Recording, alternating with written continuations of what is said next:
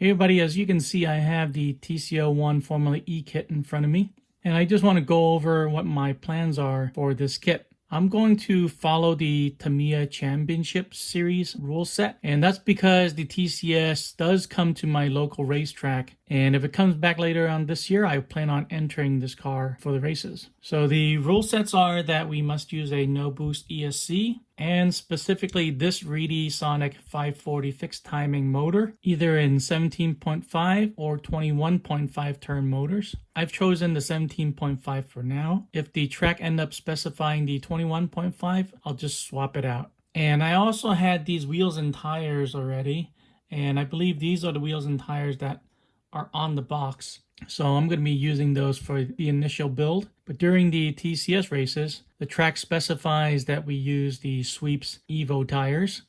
So I either buy the pre-mounted at the track, or I will buy only the tires and get another set of wheels and put those on.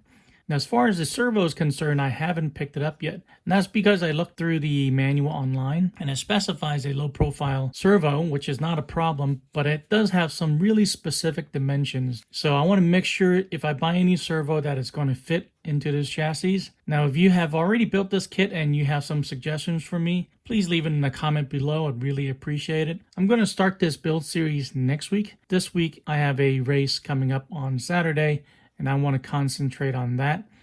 So look for this TC-01 Formula E build series coming up next week. And as usual, I'm going to do each step as individual videos, so it's easier to reference in the future. Thanks for watching this one. Like and subscribe, and I'll see you guys in the next video.